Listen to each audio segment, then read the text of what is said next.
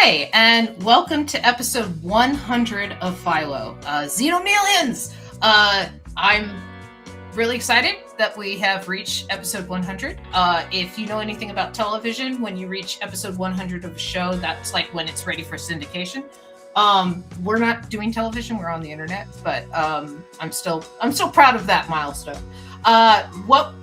What we have here today is, of course, Miss Robin Fisher, my better half and co-host and awesome person who I swear she's there. I swear she's there. And then my guest star today is Kane Lynch. Well, Kane was there. Oh no! And now I've lost Kane. No! Kane Lynch is a graphic novelist and artist I've known like literally since we were kids. And there's Kane. Kane had a whirlwind book tour last year for this book. For real life. I have a copy. I wanted to read it before the show, but I didn't get a chance to. So it's sitting right next to my desk, so I will read it like sometime within the next week or so. Cool. And then that way I can write you and be like, well, thank you for buying it. That's what counts, you know. Yes, you got my $3.50 of your take of the book. If you're trying to decide between reading it and buying it, I'll say just buy it. You don't have to read it. But no, I'm gonna read or you could just mail me money. That's fine too. Yeah. Everyone wants to be mailed money. You know, that would be nice to be mailed money. Where we are in the story, let's see. I still need you to share your screen again because I lost your screen. And then where we are in the story. Hello. Yeah. Oh, hi, Kane. Yeah, there we go. Okay, I got your screen. Okay. So where we left off is they scan the ship. Something must be hiding. They're hiding in the vents. We got hissing going on. Philo ends up pregnant. And then my partner got pregnant with an Xenomeleon polycules baby. Told you so. Interviewing the baby and then emergence. And that's where we left off. So I don't know if you want to take panel 1 or you want me to take panel 1. I think you should take panel 1. Let me get in the swing. But, okay, I can do that. I can take panel 1. That's not a problem. And so, like, what happens after the alien emerges? I have no idea. Ragtime dance. Ian wants a ragtime dance in the back. I mean, it's a classic for a reason. Hello, my sweetie. Hello, my ragtime girl. Yeah, when I was little, I never got that joke because my parents wouldn't show me the original, and I was just like, but it's just a creature like doing the frog thing. I don't understand. What's so funny about that? And then, like, when you're older, then you get it. Your parents thought you weren't ready for classic Looney Tunes. Yes, but yet I was okay for Spaceballs. Yeah, that's counterintuitive, but yeah, you know. I thought it meant your parents weren't down with you watching Aliens. They weren't down with me watching Aliens, but they were fine with me watching Spaceballs. Is my point. Complex. Like, yeah, I guess seeing Mel Brooks' butt on the front of his body, is appropriate for 5-year-olds. Yeah, why not? Everyone's got a butt, hopefully. Okay. So we have them doing "Hello, my baby," "Hello, my honey," "Hello, my ragtime gal." Sounds good to me. Yeah. Okay. So then, what happens? If you refuse me, honey. Yeah. Are they still on TV? They are. I think they're. Yeah, I think they're still in the TV studio because they didn't leave the show. They were on stage. They were interviewing the baby, and then the baby emerged. I wonder how the FCC feels about this. It would be a live birth on TV. Yeah. So maybe that's the next panel. Is the FCC is like they have to like come in storming into the studio. Wait, I have the perfect people for the FCC. I have the perfect people. Is in the character page, way down at the bottom. There's Scott Thompson. Where is Scott Thompson? Yeah, Scott Thompson with the Canadian Film Board logo lawyers. The Canadian Film Board logo is this eye with like it's like a body with like a big giant eye. Like I feel like those would be the guys at the FCC. Okay. Yeah, so it's kind of showing you a little bit like that's it right there. I gotta, yeah. All right, so you think should I just draw them like bursting through the doors? It's up to you. It's your panel. I'm still on Hello My Baby, Hello My Honey. Yeah. Hello My Ragtime Gal.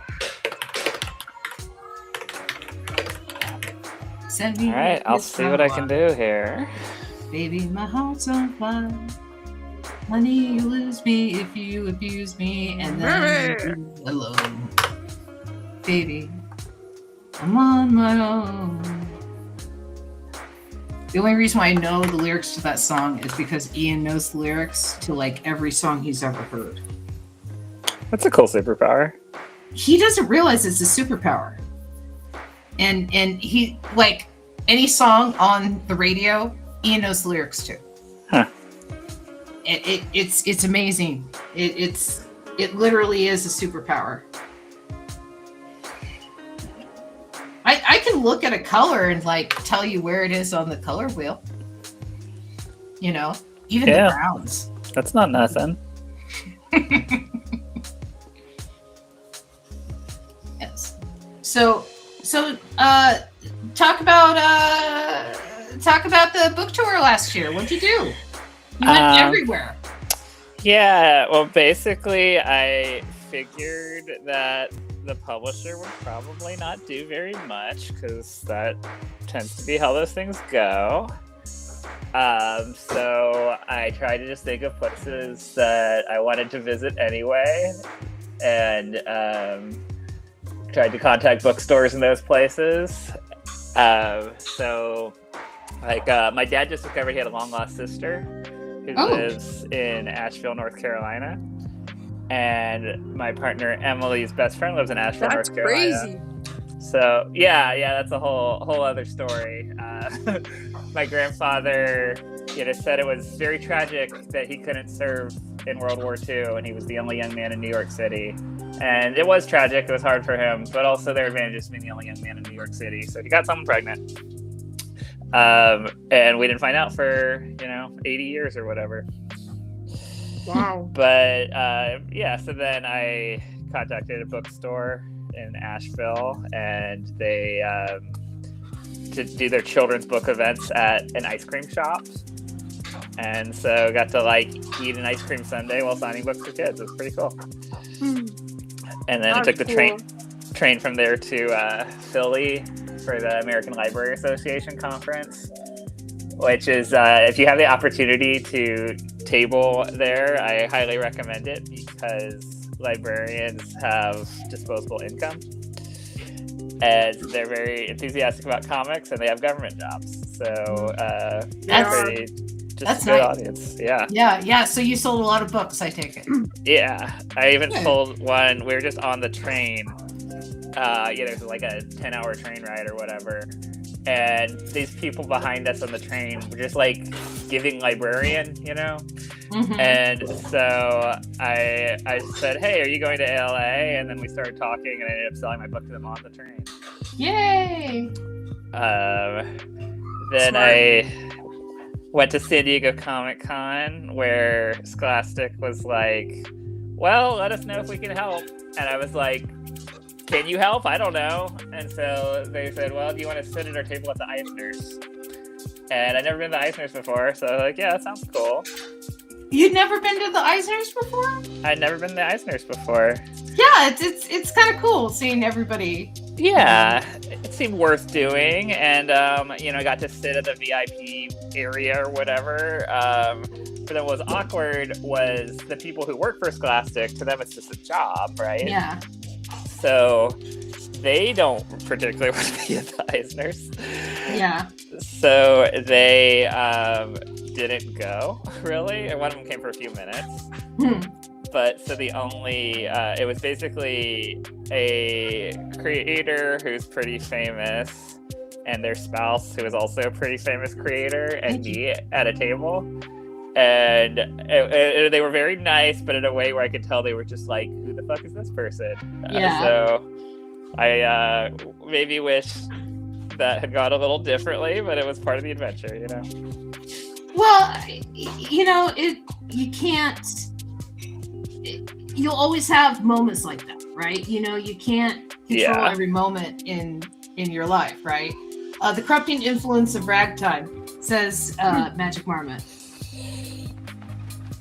It's very corrupting. Yeah. Not wrong. What are you doing, Luke? Actually, the best event I did for the book was local, because I went to an elementary school and I told every single kid who went to that school that my book was coming out that week, but they'd have to go to the library and go to the book launch to get it. And so like hundreds of them did, and it was like a big honking event. Oh, wow. Good yeah. for you. So there's a funny way where that local self-organized event felt like more legit than the, fancy, more technically professional events. Well, people wanted to support a local creator. And everyone likes a local hero, right? Yeah. And here's the thing, okay? So hundreds of people showed up because San Luis Obispo is not a small town. It's smaller than some other cities in California, but it's still a big place, right?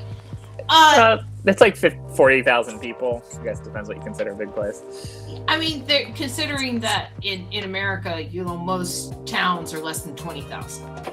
Right? You have to remember that California numbers are inflated compared to the rest of the country because there's just such a high population density in California, and so small town, but not a small town, right? You had a few hundred people show up, and every single one of them is going to have your book on their library, right? And in their heart, they're thinking, that this is a kid that went to either my high school or went to, the rival high school. Right.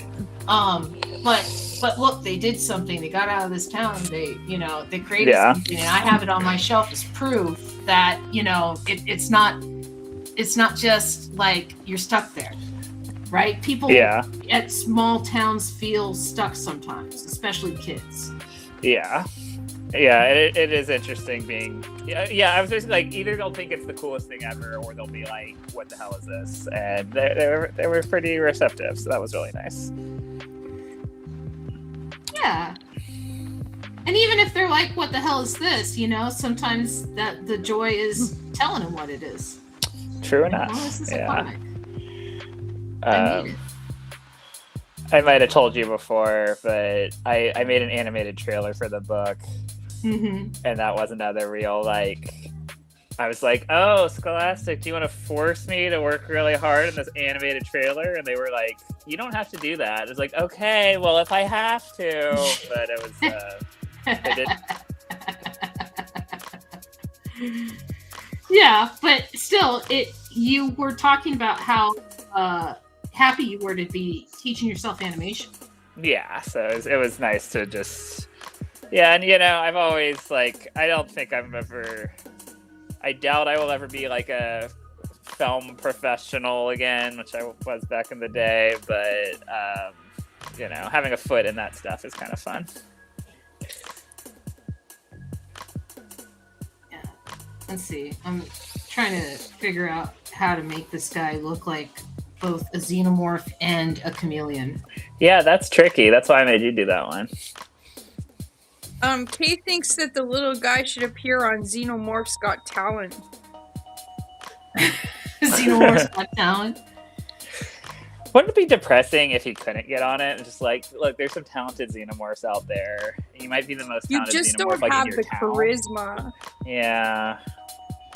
Did you guys ever see that Key and Peele skit where Keegan-Michael Key is like the worst performer for You Think You Can Dance, right? And they're like, no, you can go away. And then he starts talking about his tragic backstory. And he's like, this is my daughter. And and that's her daughter. She's blind, by the way. It's like you see the little girl coming out with a cane. And, and so they only let him on the show because he has this tragic backstory, not because he has any talent. Well, that's a talent in itself, telling your tragic backstory. Yeah, it's just that sounds pretty good. I've seen that one. Out of Chappelle's show and Key and Peele, I prefer Key and Peele. I felt like it was a little more polished, and they had a rule in their writers' room that every skit had to end with a silly twist. Interesting. And so they did that because they felt like, because they were in Chappelle's shadow, they felt like Chappelle didn't end a lot of his skits well.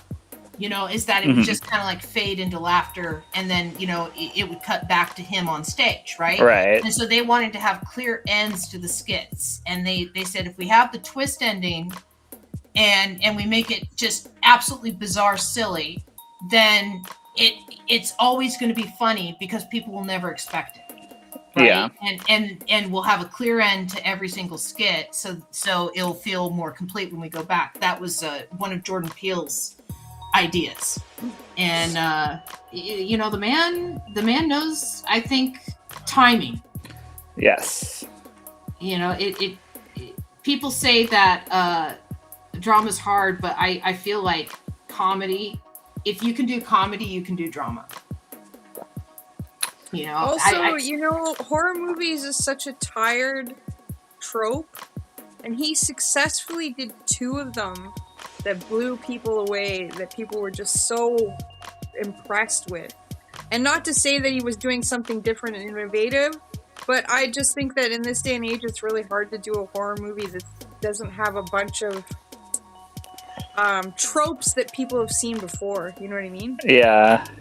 I think each of his movies was better than the previous one, and then I also feel like each one was slightly less popular than the previous one.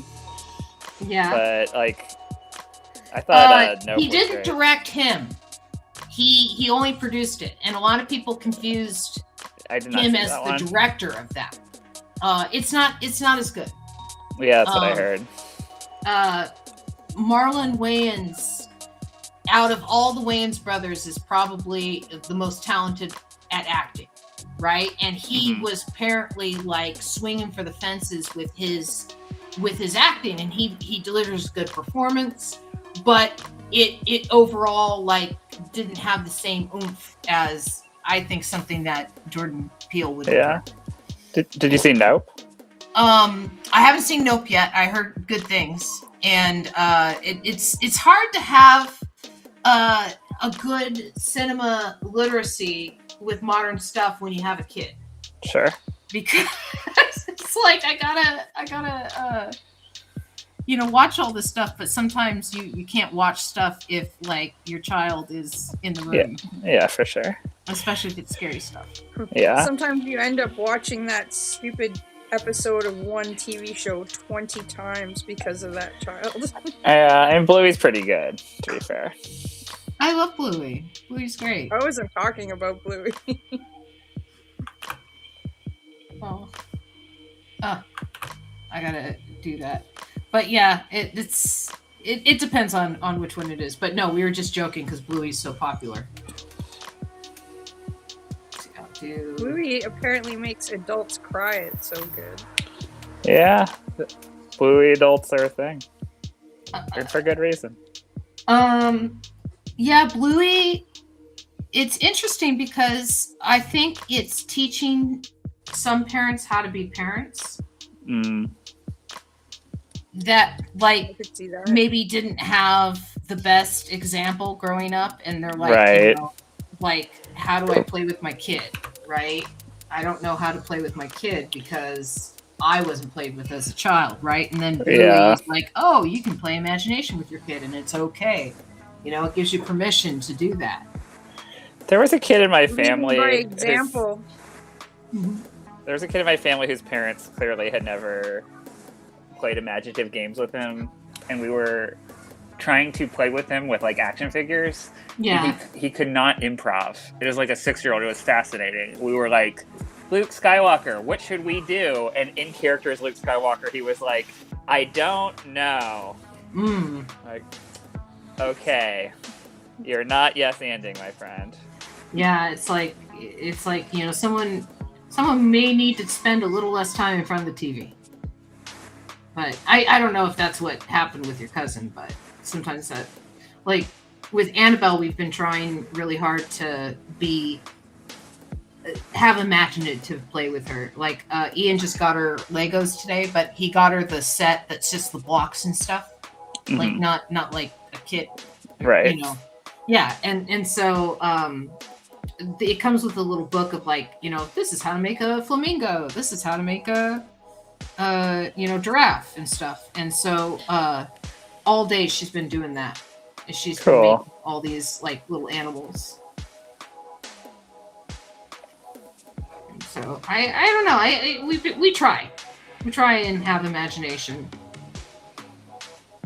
We took away her tablet for, gosh, like 3 months because she was having trouble at school and we needed to have her concentrate and stuff. Yeah. And, you know, told her basically you'll get it back once you know, do the stuff. And she changed so much when that tablet was away from her. Interesting. You know, that like she became more imaginative, she became more like, you know, focused on what she was doing. She was, you know, okay to play with her, you know, alone in her room with sand and you know, all these different things. Tablet comes back, you know, after she learns her letters and stuff, and she's like, I'm not having as much fun with my tablet anymore. And we're like, yes, excellent. You know, it was such a motivator for her. Yeah. But I think she realized she was having more fun, just kind of like playing imagination. Yeah. That's cool. I noticed it like literally almost 20 years ago when I was babysitting. There was this kid I used to babysit, Jean Daniel, and his parents had like almost no TV policy, like just a little bit of TV, but he was only 5, so obviously it wasn't very much. And I'd babysat for him quite a few times, and we read books, we went out, we played, it was not a problem, right? We did art activities. Sure. But this was Halloween, and they were going out to a party, and I said, you know, I have this really great cartoon called Scary Godmother about like a 6-year-old going out trick-or-treating. Like, it's not scary, it's, you know, it's for kids, like he'll really like it. And we watched it, and the mother was like, yeah, that sounds great, we'll watch that. And they knew that I worked in childcare, and they knew that I knew what would be appropriate, so we watched that, and afterwards that kid was an absolute slug. He didn't want to go anywhere. He didn't want to do anything. You know, asking him to, like, you know, clean up after himself after he ate was, like, totally rude about everything. It was such, like you said, night and day. And so I got really upset when my brother was, like, letting his kid look at the tablet all the time when his kid was just, like, 3. I was like, this kid could be so smart. You're setting him up to fail. He's fine. Let's see. Let's do this one. This color. There we go. And schools do it too. Like, there's every school now, like every elementary school, they all have tablets. Yeah, it doesn't seem great to me. Ian is, you know, he gave up on teaching because of cell phones. Legally, you cannot take a cell phone from a child in school. Right, it's considered their property and everything like that. And so Ian was teaching high school, and he excels at teaching in low income areas. Right, it's what he's always done. You know, he's always gone and taught at like magnet schools and gate schools and like charter schools and stuff. And he was having kids like watching porn in his class. Jeez. Right? On their cell phones. He can't touch the cell phone. Right? Because the parents might sue. Right. And so that was a big part of him leaving the profession. Was well, like Australia, the whole entire country of Australia just banned cell phones in schools. Mm-hmm. Wow. Crikey. You can do something about it. Yeah. You just need the right government. Yeah. You just need the right government. I mean, you guys don't like any government, so that's kind of the problem there. No, it's not that we don't like any government. It's the fact that our government right now is taking our tax money and bombing another country that Congress didn't even vote on. Oh, for sure. But it's also, you guys also had shit tons of militias living off the grid going, no government at all. We want no government. Yeah, that's the libertarian movement. Yeah. They got those guys in Canada, don't they? Yeah, Like they there's some do. real Chuck weird Brown's a Ontario libertarian. libertarians. Yeah, exactly. Yeah. Let's see. Okay. I am on panel 3. Okay. Panel 3. There you go. And then let me put you in the main window, so then that way, like, people can see the eye guys. So what happens after the FCC comes in?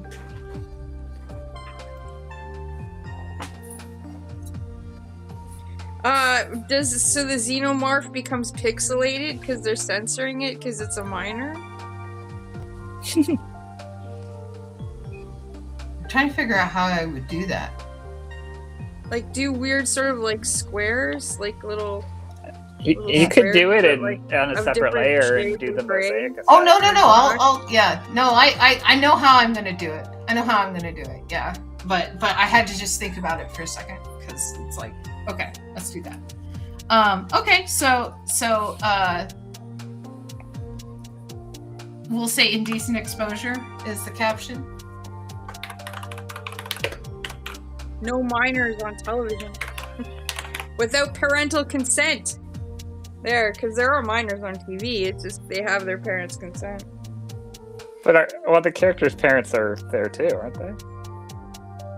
Well, yeah, I mean, Philo just There's had Philo, but Philo's a single mom. single parent. Yeah, because the chameleons are gone. Mm-hmm. And so, okay, now I got to figure out how I'm gonna draw this panel. Philo and the chameleons birthed the xenomorph? Well, we also had Kay say that the xenomorph should go on Xenomorph's Got Talent. Because he's only 6 minutes old. Is that what she said? Yeah, he's only 6 minutes old. Yeah, that was funny. He's only 6 minutes old. Yeah. And so, yeah. Okay, so. Well, no, but what's the transition of the FCC to the Xenomorph's Got Talent? I'm just going to do the Xenomorph. What if an agent shows up? Agent? Like I'll make you a star, kid. Oh, that kind of agent. Yeah, because that's a good idea. Holy guacamole, this kid's got charisma! Exactly. Okay, so. Alright, then I'll delete all that then.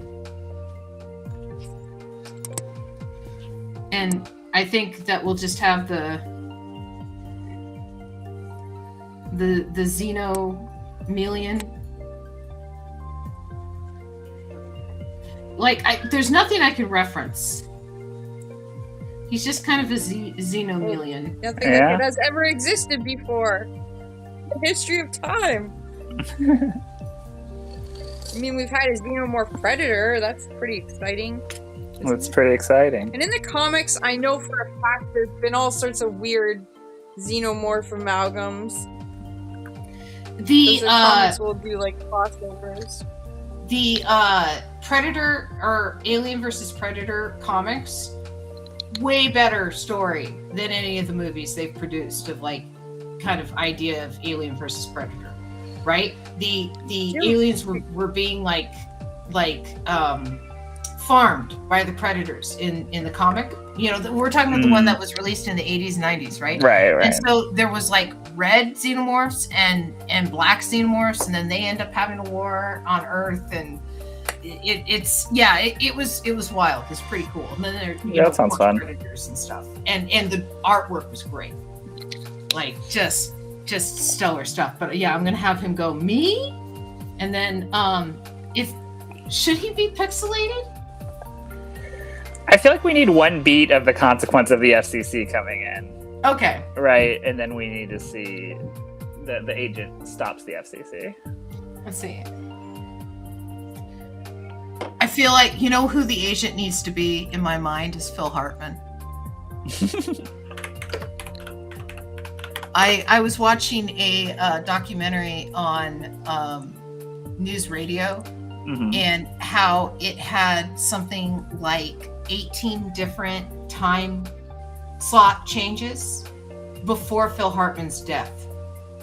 And then after his death... That's so frustrating. Yeah, and then after his death, they had another 6 more. Jeez. And it's like the network didn't believe in the show. Yeah. But upon like rewatching, and then you got television scholars and stuff like that, it's considered some of the smartest writing of that era of sitcom. Yeah, it was a weird assortment when you examine some of the peripherals. When you've got Andy Dick and Joe Rogan. Yeah, the wrong become now. The wrong guy died from that show. Yeah. Well, you've heard about John Lovitz like punching Andy Dick in the face. Yeah, that was pretty good. It's your fault for giving her cocaine. Yeah. At the Christmas party. Heard that story. Yeah. The other thing I feel bad about is Dave Foley's on that show, right? And he divorced his wife when he was making that show, and she took him obviously to court to get palimony, and she expected the kind of payout that he was getting forever when he was working on news radio. And so, like, when he couldn't pay, he had to actually flee Canada, or he would be jailed. Oh, that's right. Yeah. Pay his ex-wife this crazy sum of money because he wasn't making news radio money anymore. I was like, it's so nuts. So shitty. He seems to me like I don't know, like Dave Foley seems like out of all of the Kids in the Hall guys, like the nicest. I don't know why. You never know with celebs. He may not be, but like, I think he is. I think he's one of the nicest. I think they all are, to be honest. I think, well, they're Canadian. Sorry, I guess I'm biased. Yeah. I don't know if that's a very nice thing to say. All right, so what happened next? I think that was an abusive relationship that he was in with her. I think because he's done a bunch of interviews with Marc Maron, and he talks about it pretty openly. He was good on Fargo, so at least he's filming in Canada again. Oh, I never saw that. Didn't even realize he was in that. Yeah, the most recent season, which you can totally watch without watching any of the other Which is funny, because Key and Peele were also in a season of that. Oh, were they? So was Ewan McGregor. Alright, so am I doing the panel before this one you're doing? No, you're doing the panel after the one that I'm drawing. I'm doing the one after your last one.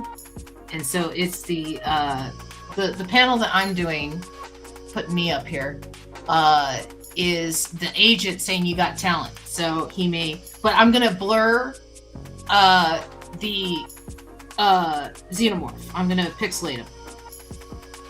Okay. And so I haven't gotten there yet, but that's where I'm at. Is the agent is picking him up. So should I draw the agent fending off the agents, the FCC agents. We could do that. We could. Are we going to have him on Xenomorph's Got Talent? Yeah, I feel like we've introduced two different groups of characters now, so I guess we could just cut to the show if you want to. Well, I thought the agents were a sight gag. All right, so should we just jump cut to it, like an ad for the show, maybe? Yeah, sure. Yeah, Xenomorph's Got Talent. Xenomorph's Got Talent. I think that's your caption. Is he allowed to even Xenomorph's Got compete? Talent. Because he's not a full xenomorph. Well, that could create a complication later. Yeah. Yeah, that's his tragic story. His backstory, his tragic backstory from the last 7 minutes. And then where's Philo during all of this? I had him to the side of the stage. Well, we're kind of jump cutting, right? So how about I draw Philo watching this on TV? Okay. Isn't he recovering from his giving birth? Yeah, after that traumatic experience, he needs some recovery time. Yeah, it wasn't exactly. What's the dog doing? Anyways. Should we do another meanwhile with the dog? Chameleon Morph? You like Chameleon Morph instead of Xenomeleon? I thought Xenomeleon was pretty funny. I don't know. Xenomeleon. I like Xenomeleon. That's the name of the episode, is Xenomeleons. Chameleomorph. I like Chameleomorph too. They're both good. Xenomeleon. Let's see. I'm a fan of both. Well, the cool thing about comics is that you can have both. You know, I was gonna say the surreal comic book. The surreal comic book what? Okay, well I cut you off, so I was just stopped talking so you could continue. Oh, okay. No. What I was just gonna say is that there's like a meme comic. I forget who drew it, but where it's the writer and the artist sitting next to each other at a convention, and the writer says, "I love comics because I can say that a giant alien spacecraft lands and there's a million people running and everything like that, and it doesn't cost me a dime to have that, right?" And then the next panel is the artist going, "I'll kill you." Yeah, enough is enough. I'm not doing this 80 people page spread of a Crosby. Yeah, that's funny. Yeah, I just wrote a comic for someone else to draw for the first time. Ooh. Which is fun. I mean, I've done it with friends or whatever, but like professionally, And the publisher hired me and hired the artist. So I don't know the artist at all, and it's set on like a luxury liner. And there definitely are times where it's like, this poor artist is gonna have to draw this boat in so many complicated ways. And I hope that they're not mad at me. Well, if they like drawing the background, some people don't like drawing the background. I personally, that's one of my favorite parts. There'll be a lot of pipes in the background. True. Yeah, and I mean, I feel like I would trust that the publisher found someone who likes doing that type of thing, because otherwise they're probably not the best choice. But yeah. See, okay, so we'll do that. We'll have the balloon up here, and then You Got Talent Kid. And let's come up with a font that looks a little bit less crazy. So yeah, I see what you're doing with the poster. It's gonna be on TV. Yeah. Okay, and then we'll do this at 10. Why does my thing look weird? Oh, because of that. Okay. One spacing. 100.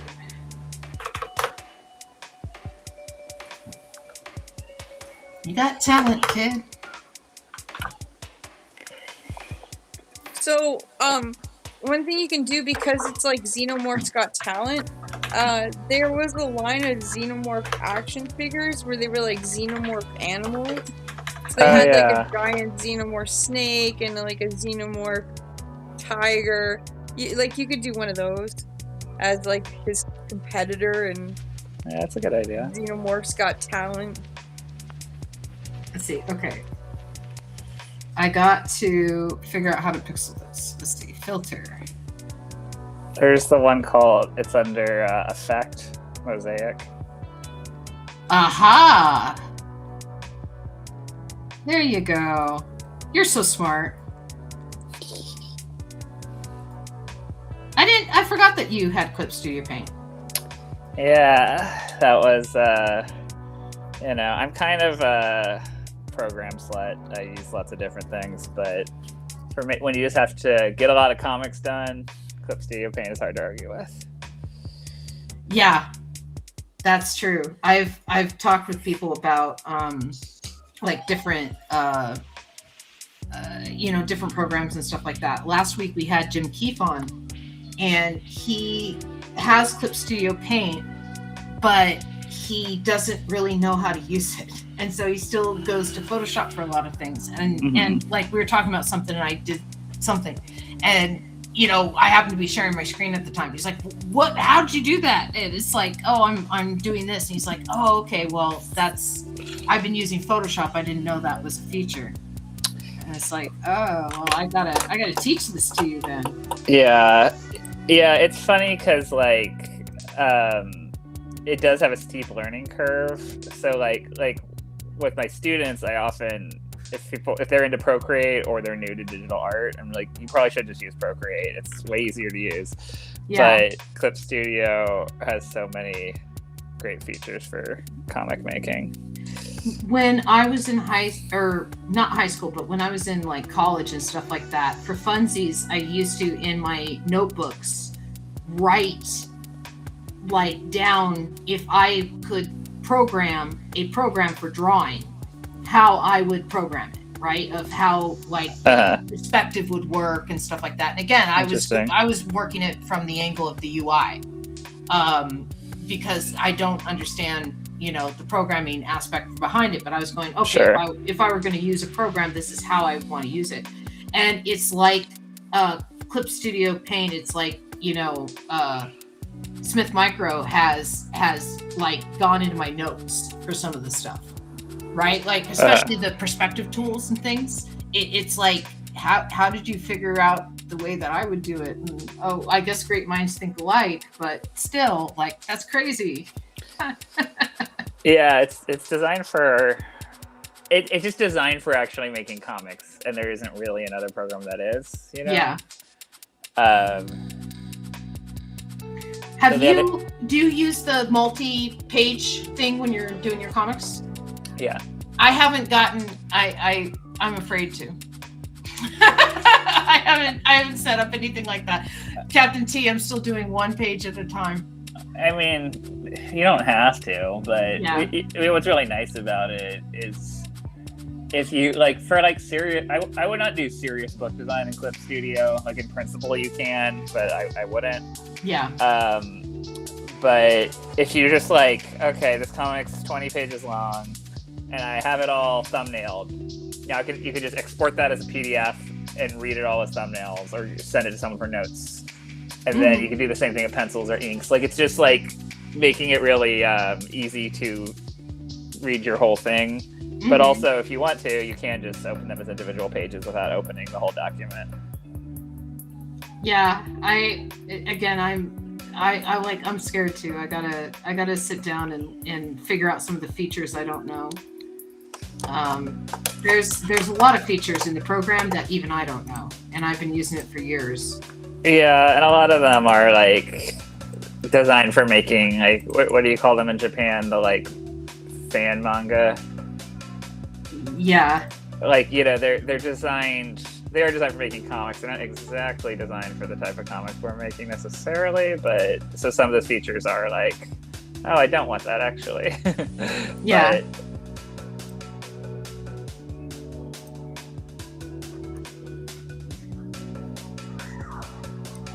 I should put contract on here. Let me know it's a contract.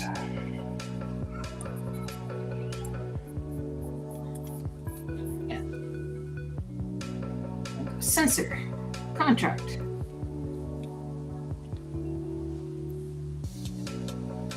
And then we'll say censored across here.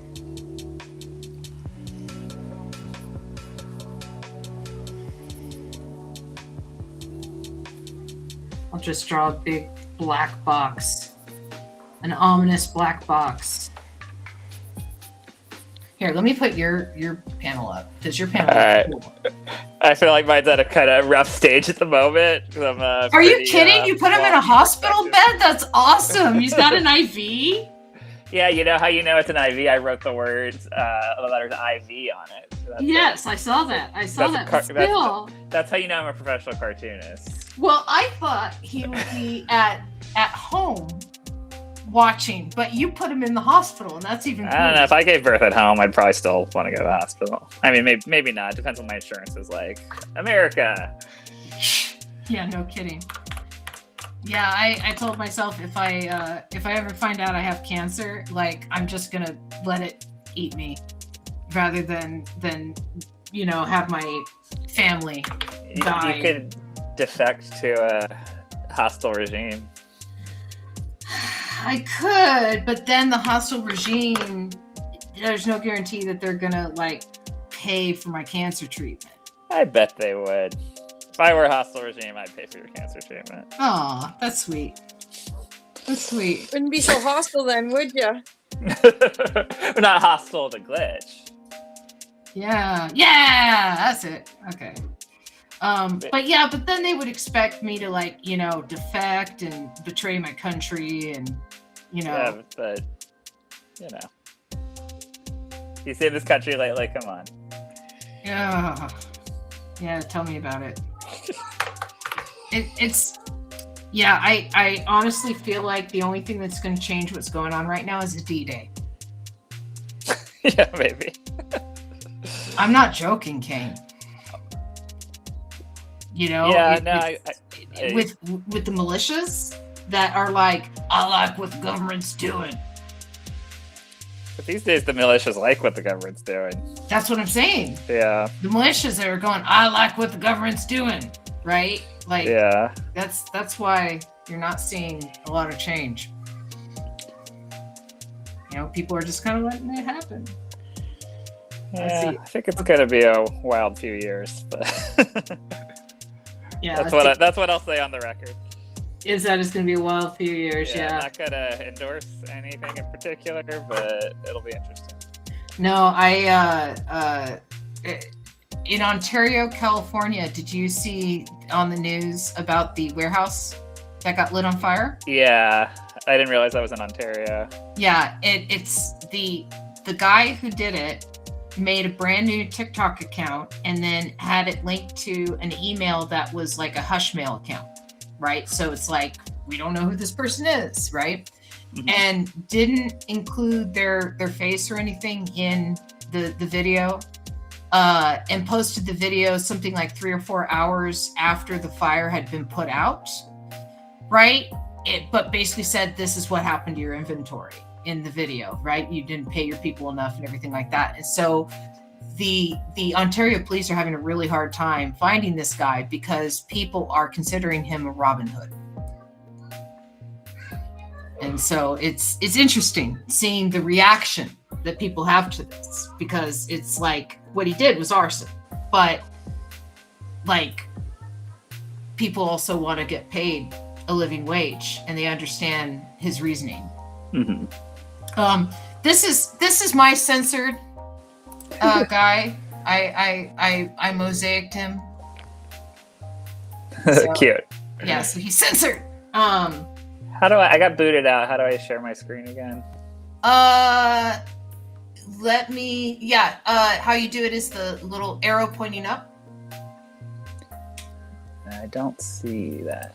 It should be on the bottom of us talking. Oh, there it is. Yeah. So we have Xenomorph's Got Talent. Philo's watching.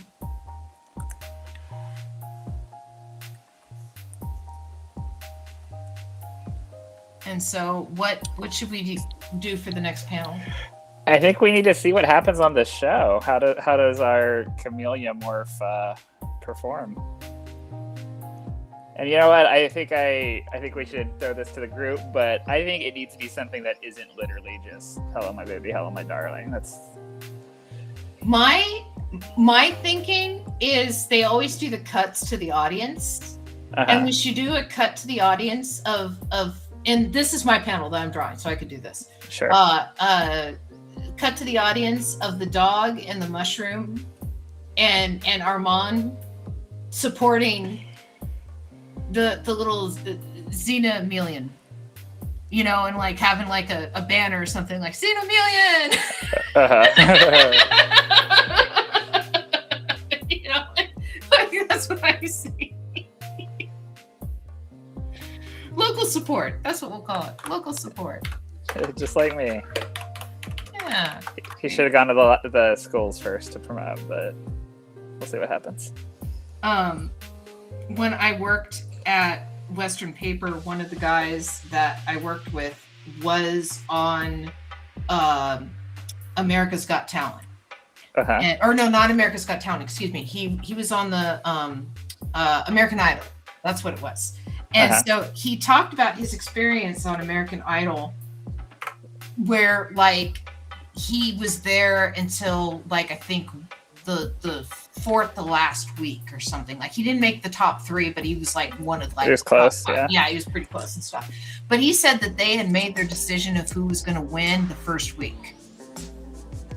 You know, and like the way that they shot everything and the way that they set up the interviews and stuff like that, the questions that they asked, they basically set up the story right of this one person winning the show.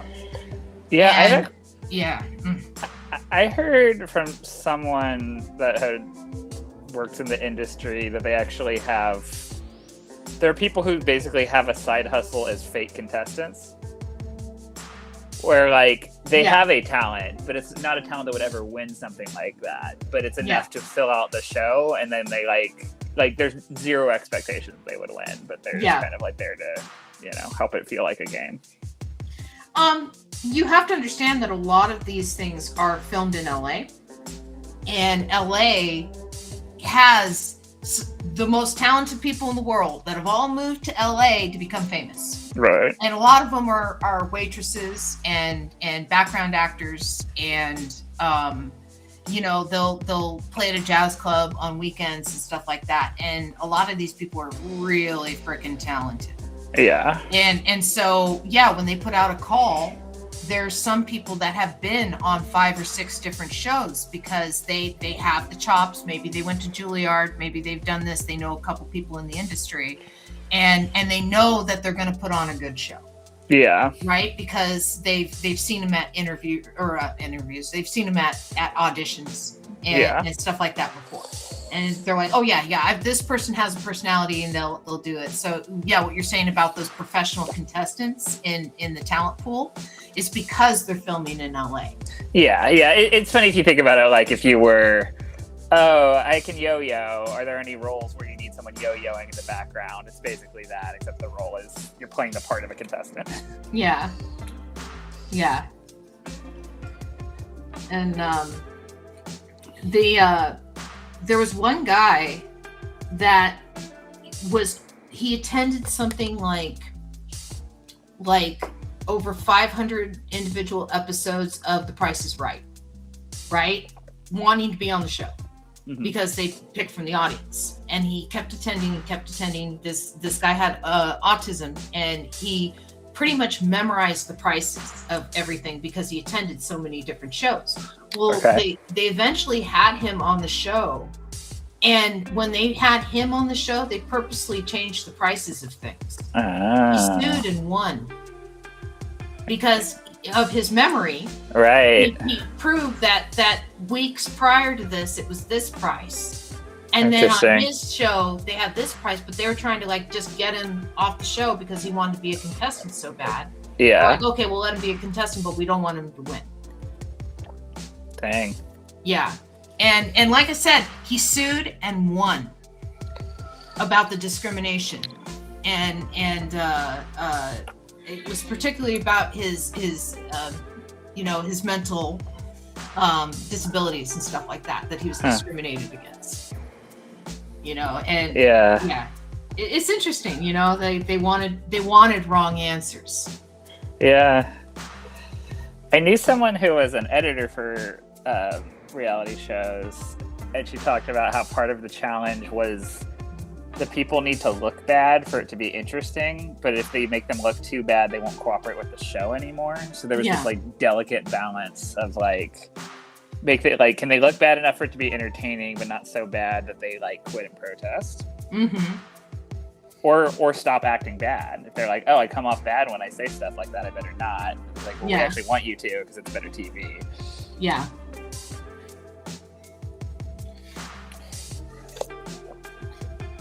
Let's see. Okay, so I got Mushroom. I got Armand. Now I need to have Dog. The dog doesn't have a name.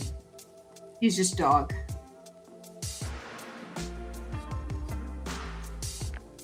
Oh, he's dressed as a devil for some reason.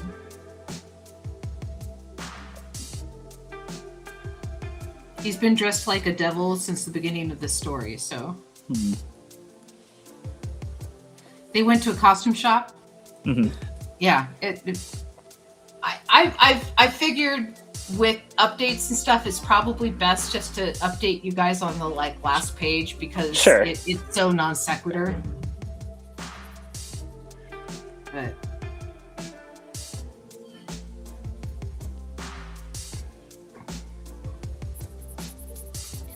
and I guess there's going to be an audience of Philos.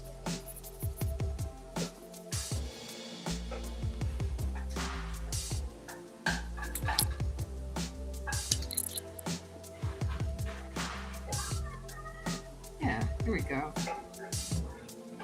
Yeah, I don't have anyone lined up for next week yet. I have to reach out to people. Did you get Obama? Oh yeah, I'm sure he'll do my show. Yeah, he does podcasts now. He did Mark Maron. Yeah, but Mark Maron has, millions of subscribers.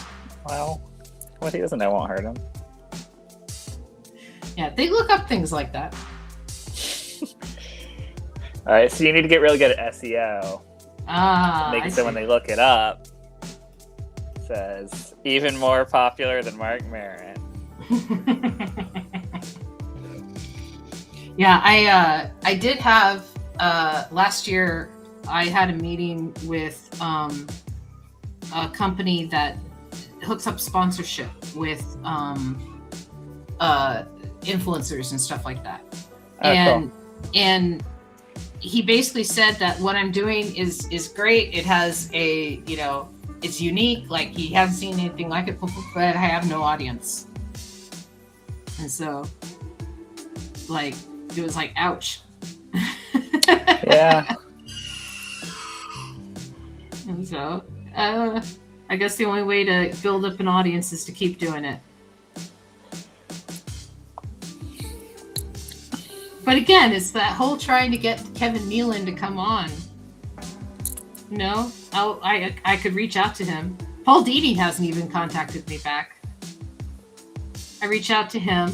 I've reached out to a couple people. A couple of I guess you could say comic celebrities have actually blocked me over it. Really? Yeah, because I'm like, hey, do you want to be on my show? And then it's like, block. It's like, ouch. I didn't mean to bother you. Yeah, that's pretty wild. Yeah. But I mean, I guess you don't want to be, on everyone's radar, I guess. You can always just say no. Let's see. But also, I generally say yes to things, so I guess that's my bias. It's kind of yes and, isn't it? Yeah, I suppose so. I mean, we are doing an improv show, so. Yeah. Like, I don't know if this is a best place to take that, but I honestly had the thought, like, I feel like if I had been the person getting an email from Jeffrey Epstein being like, come to my weird island, and be like, I don't know, what's the worst that could happen? Oof. So maybe I shouldn't say yes to things, I don't know. Like, it's interesting because, like, a lot of those emails and stuff that were released after he was convicted. That's a good point. Not I think I would do the cursory Google and probably say no at that point. Yeah, it's just like what got me were the flight logs. Right? Is the flight logs showed that there were girls that flew to the island, and there's no record of them leaving the island. There's no like record of their passports being like scanned anywhere after they went to the island, right? And there's no flight logs of them leaving the island. There's no like boat records of like when you have international travel in your yacht, you still have to go through port. You still have to go through customs because you've been out of the country in international waters. And so, like, there's no record of her on any boat manifest, you know, of like at least three or four different names that this one guy found just in the flight logs, right? I'm pretty sure they played the most dangerous game on that island. I can believe it. I think in general, I try to have an attitude of extraordinary claims require extraordinary evidence, but there's stranger things have happened. It's interesting that you're quoting Gaiman on that. I don't think that comes from Gaiman. He said the same thing about all the allegations that came out about him. I'm quoting Dana Scully. Yeah, but he said pretty much the exact same thing. Is that it? It's like, okay, you need the evidence for that, but a lot of the evidence, at least in Gaiman's case, were blocked behind NDAs. Yeah, I don't think that's comparable to a conspiracy because there were just pretty plausible allegations. Yeah. And I mean, with that, it was even like the most possible innocuous version was still like, oh, he was just like dating some 18-year-olds while still married. Nothing wrong with that. So no. even his version actually makes him look pretty bad. But yeah. Jill Thompson defriended me and blocked me over me saying that she was too strong to be one of his victims. And yeah, that's not great. Yeah. There's a lot of weird personalities in this field. I don't know her, but I know he really stood up for her sometimes, and that's probably hard for people. Yeah, because I'm not gonna name the person, but I'm friends with a former collaborator of his who has some different opinions, and I don't want to push them on it, because it seems pretty cut and dry to me. But if it's a real human, it's different, I guess. David Mack has been pretty defensive of him publicly, and David Mack has had allegations against him as well. Really? I didn't know that. Misappropriation with some of his younger fans. Yikes. Like taking him back to hotel rooms and stuff at conventions. And so for him to be like, oh no, he didn't do anything wrong. It's like it brought back all the stuff that he had said in the past that he was accused of in the past and stuff like that. And people were like, well, of course you wouldn't think anything. Yeah, that sucks. So I guess I think it is unfortunately not an extraordinary claim for any man with any amount of power to have done something inappropriate with somebody. So I think that is not an extraordinary claim that requires extraordinary evidence. Let's see. All right, I have finished that panel. What should happen now? So I have them going Xenomeleons and with the little fan sign up here. So I guess we would see his act. I guess we see his act. I haven't actually drawn the Xenomeleon yet. The Xenomeleon, draw a chameleon and make it black with an extra mouth. And I've kind of extended the head a little bit, like kind of showing you a little bit. See? Right. Yeah. Okay. Yeah. Okay. So- Hang on a sec. Can you bring that back for a sec? Yeah, absolutely. Let's go screen cap that. Of my mosaic Yeah. Xenomeleon. He looks a little like Spy versus Spy. Yeah. Well, again, I'm trying. I think it's the beak that's doing the Spy versus Spy work. Yeah. And the dark eyes, big dark eyes.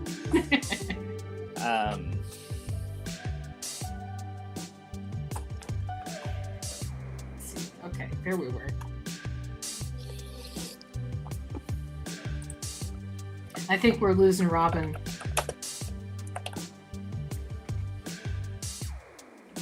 How you doing, Robin? Yeah. Yep. Oh, Good night, okay. Robin. No. Is That's anyone okay. else here? Yeah, there's probably a few people in the comments, but yeah. Poor Robin. She works so freaking hard.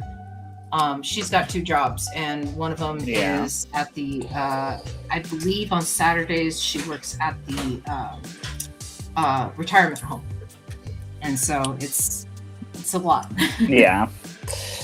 Yeah.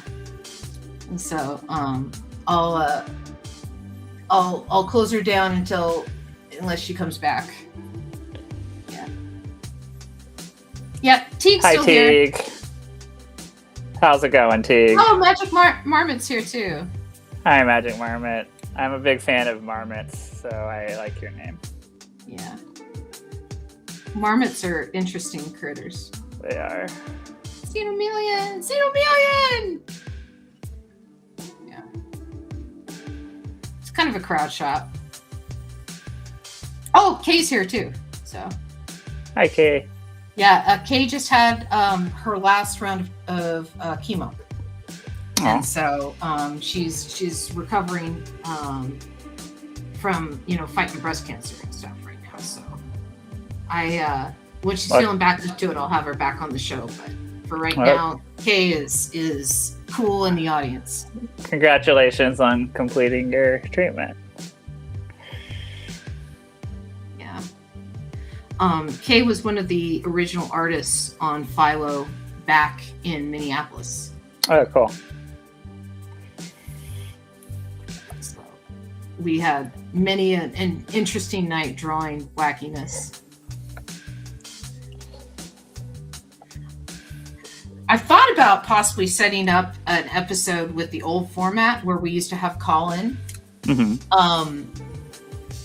With a chat room in Discord. But then I'm still having randos come in. And that was what part of the problem with the first Philo is that we couldn't control who was calling. And so sometimes we would have interesting calls. Let's see. Okay.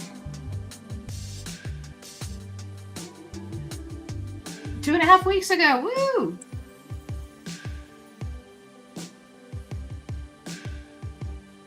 Yeah. That was her last treatment. Oh.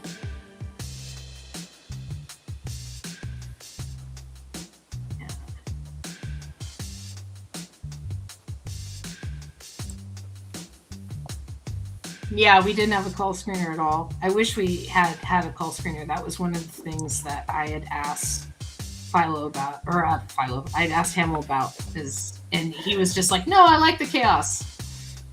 It's like, Hamill.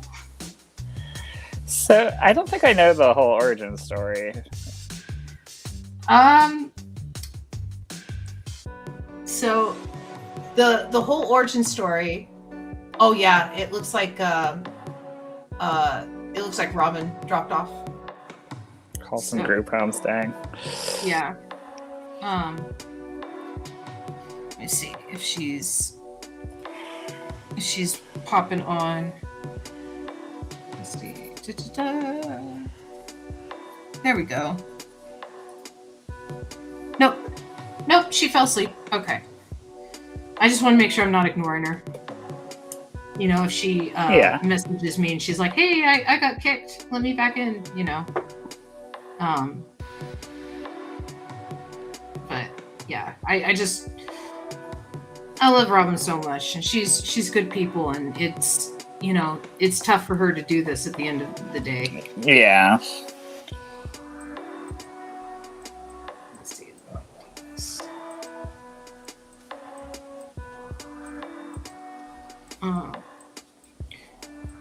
So no plans to do any 24-hour comics coming up? No, but maybe I should. I don't know. It is weird that, like... It's harder when you get older. It is, yeah. I'm not good at getting enough sleep without something like that.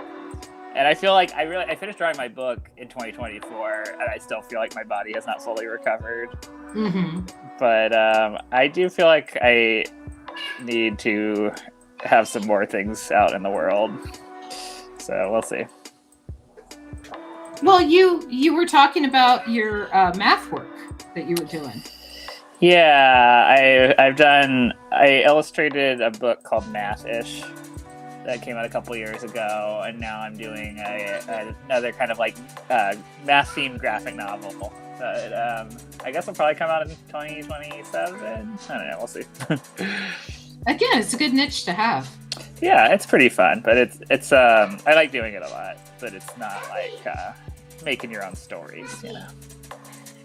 Yeah, I know that Chuck Whelan, he works for Goodman Games for like his day job, and so he's making artwork for their RPGs and stuff.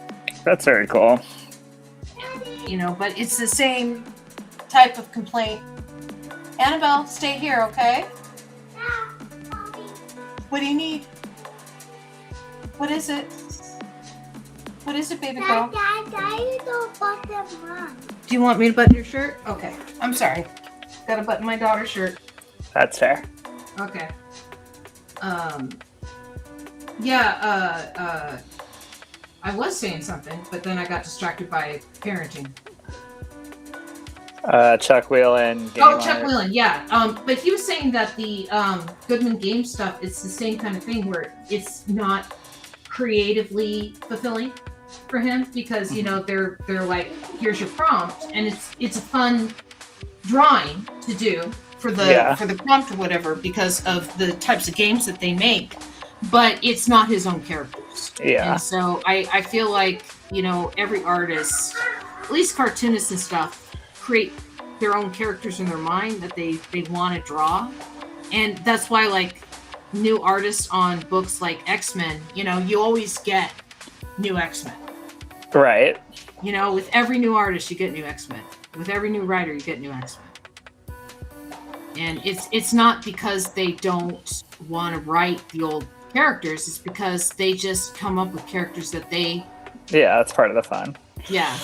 Yeah, I feel like at the end of the day, like lots of people think they can write, and people usually know that they can't draw. Mm-hmm. But I still think I'm a better writer than artist. And I would rather, like, I feel like just trying to be a full-time artist is probably not 100% the best use of my skills. You know, I feel the opposite way. I feel like my writing's really lacking, and my art is a lot stronger. And I remember being surprised when I was younger, working on those stereotypes and stuff, and hearing a person's critique that they loved my writing, and it was like, really? You like the writing? You don't like the art? Or, you know, kind of thing. And it was probably one of the first times I considered myself a writer, because I'd never, you know, I was just drawing stuff I wanted to draw. Yeah. You know, and I was giving myself an excuse to draw those things with my comics, but it never occurred to me that like I was actually telling a story as I was going along, even though that's exactly what I was doing. Like, I don't know. Yeah. Well, I feel like you're someone whose stories have a lot of personality. You know, so I don't know if that's the same thing. Like, whether or not you consider yourself like a master storyteller or something. Oh, I'm definitely not a master storyteller. There are people so much better than me out there. But yeah, I think your characters are like, you know, your personality comes through in your work and is compelling. Well, I appreciate that. I just need to actually finish something. Yeah, that's always the challenge, isn't it? Yeah. Yeah. And that's on me. That's not on anybody else. But let's see. I think I'm done with this panel of Xenomeleon. I'm almost done. Remind me what time we go to. We go until 8:30, so you got 15 minutes. Okay. Yeah. So if you want to spend time on that panel, for the next 15 minutes, rather than try and rush another one. Yeah, another one might be tough. Yeah. Let's see. So there was something in the air that night. The stars were bright, Fernando. I feel like the act should not be just singing ABBA. There probably needs to be a and then, but Let's see. Yeah, I have a decision to make if I want to try and do a panel in 15 minutes. I think you should, and I think you should show what happens next in this act, and it should be something that is not intuitive to follow from singing ABBA. What would happen? A xenomorph comes out of his stomach. Teague, Kay, help us out. Come on, let's get some audience contribution to this act. Yeah. Marmot. Let's see. Let me queue up another panel. Dad, I did. This would be panel 7. I did. You're done? Good. Good. Where's Daddy? Getting some ice cream. Oh, he's getting ice cream? Okay.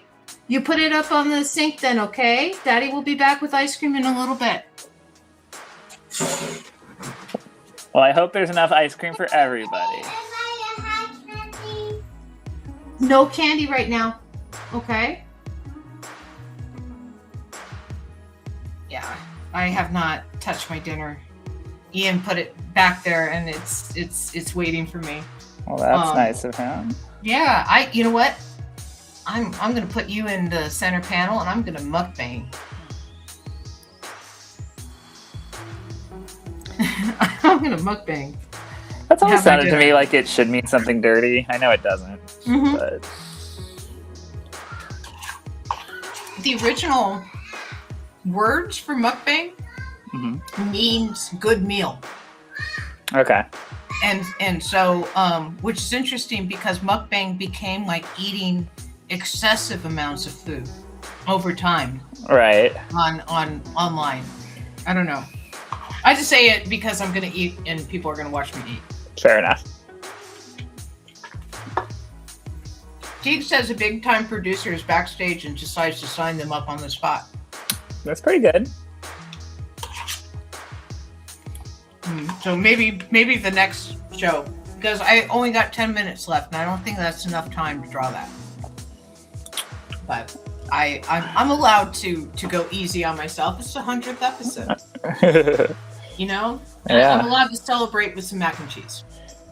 Well, thank you for having me on for a monumentous episode. Yes, we have talent and We've got it. We've got talent. we've got talent.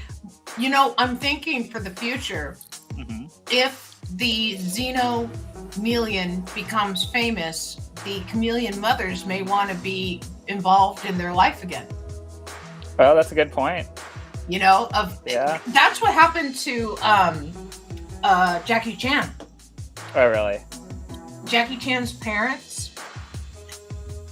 It depends on which version of the story you listen to, but Jackie Chan's parents basically sold him to the circus. It was a tumbling school that made child performers. Chow Yun-fat was also one of the students there and stuff. And he and Jackie Chan made a movie about like their lives at the school. And like there's a point there where like there's this guy like bending kids' backs over his knee to make them more flexible. Jeez. And stuff like that. Like it's a wild movie. Yeah, kind of like the Osmonds, said Kay.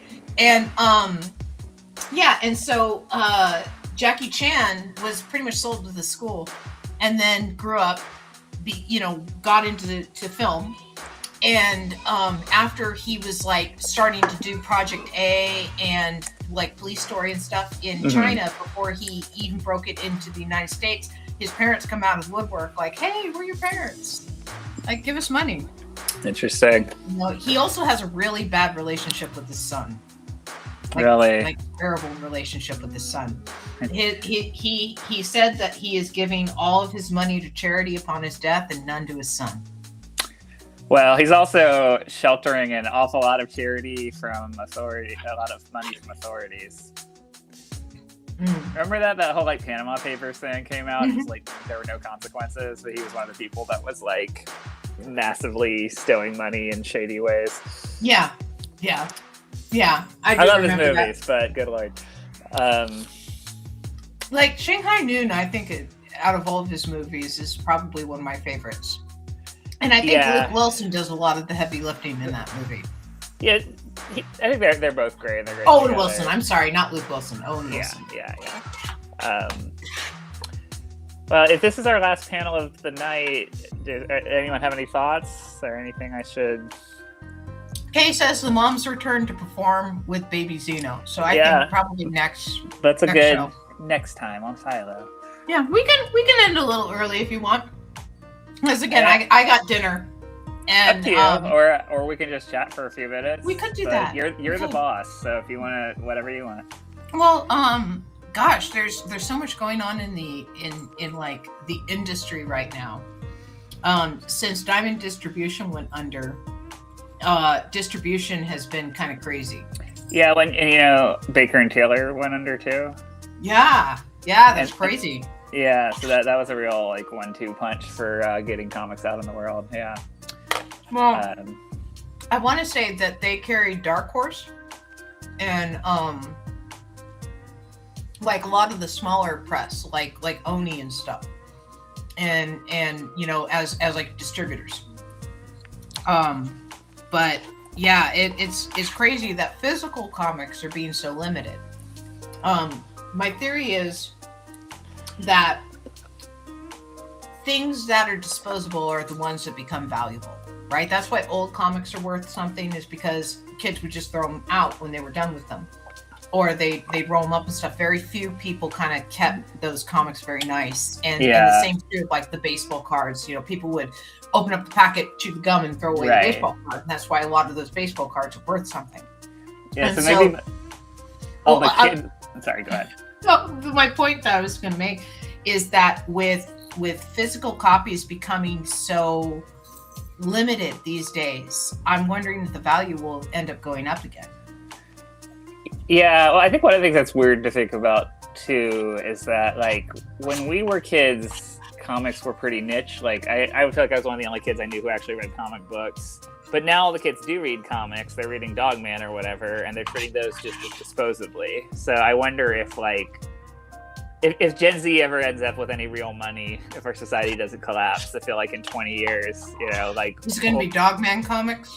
Yeah, it'll be like mint condition Raina Telgemeier books and stuff. Will be the thing, That's why you should buy my book right now, because you never know. In 20 years, it'll be. Buy my book.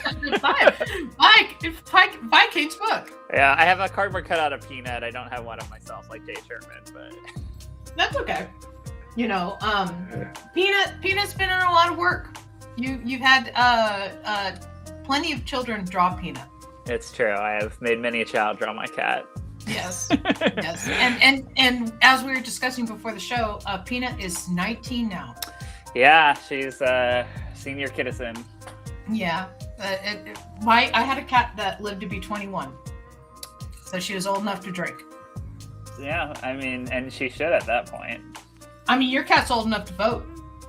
Yeah, I don't think she should vote. You don't believe in her decisions? Yeah, I think she's got some really reactionary politics. She spends most of her time hiding under the bed, which is like most conservatives. So she could be libertarian too. I think she's a libertarian. Yeah. Yeah, of like, no, I'll hold on to all my money and somehow the electricity will come into my house magically. Yeah, I mean, I think she. Have you ever seen The Postman Always Wins Twice? No, it's an old movie.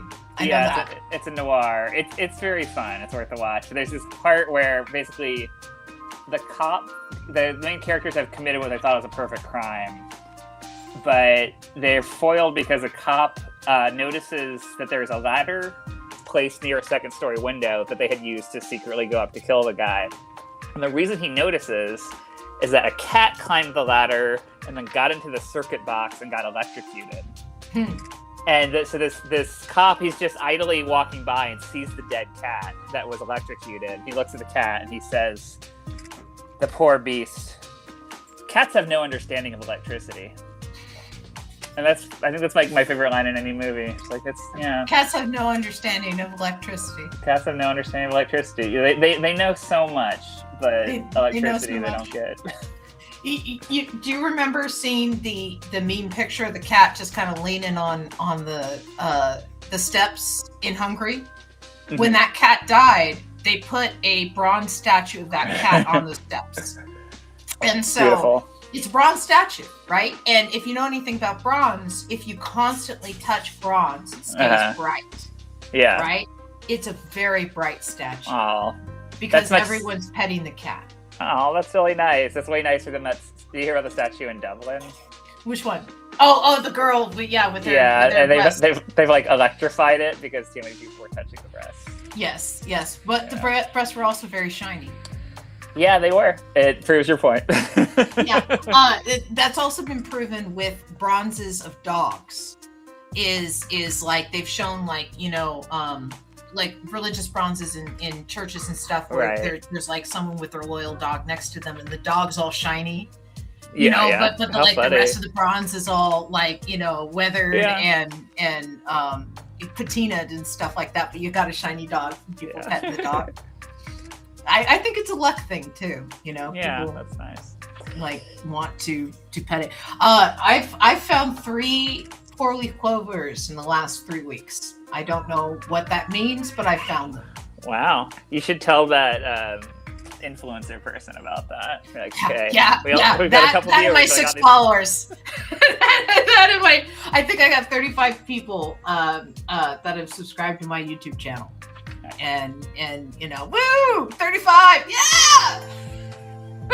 Like if you killed 35 people, you would be a monster. So you've brought joy to 35 people. Yeah, that's not nothing, right? That's not nothing. Yeah, but no, I just need to discipline myself and like actually get my work done, and I think that's a big struggle.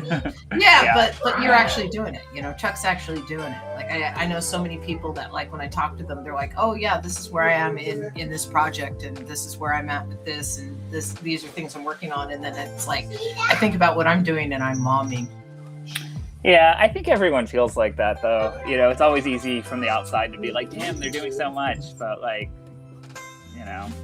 comics take a long time, and time management and being a human and doing things like, I'm mostly doing the things that are paying me. I'm not doing, like, passion projects right now, But you're drawing for the thing, and you're getting paid for it. And that's a step in the right direction for being a, professional comic book artist. That is true. Yeah, I think that could be weird too. Because like sometimes I don't have enough work and I'm stressed, and I get the work and I'm like, oh right, drawing comics is a lot of work. I have to actually do it. Thank you. Yeah, exactly. And drawing comics is a lot of work, and I think it's a lot of lonely hours in front of the art table, Yeah. where at least for myself, I put stuff in my backgrounds just for me, you know, because I'm drawing it and I'm like, okay, these are going to be the titles of books, or you know, I'm going to draw this, you know, I'm going to draw Popeye back here, and I know just from my own experience that, like, if you really take the time to look at comic pages, you will find so much joy that the artist has put there for themselves, because they're alone with the art for so long. You know, you find those little things and the little stories they put in the backgrounds and stuff like that. Yeah. And some artists that are like, you know, artists that are used in, you know, by the big guys right now are doing some amazing work, and it's like no one's paying attention to them. And then there's other people that are just kind of slapping it out, and it's like they're getting all this work because they're fast, right? But it's, I don't know. I like a little bit of time spent on my art. Yeah, I think it's some deliberation is good. That's also partially why I don't really like doing political stuff, even though I can get very fired up about political things. Yes, I know. Because as I'm like, I want to like make comics that I can move at a deliberate pace making, and that won't be dated quickly, hopefully. Yeah, I have a copy of We the People by that Neil Cohn did the artwork for, and it's like both dated and still poignant. You know, like when you reread it, it's like, because it's talking about things that happened, you know, 15 years ago, right? And it's talking about them like they happened today, and it's like, oh yeah, that's right, that did happen 15 years ago. Yeah. But I think that we're at a good spot. I'm gonna stop the show right there and go to the Produced by me, Amber Greenlee, and panel if you want free comics. Patreon.com if you want to support me, and then I will have Robin back again next week. Thank you so much to everybody who showed up. Miss you guys, love you. It's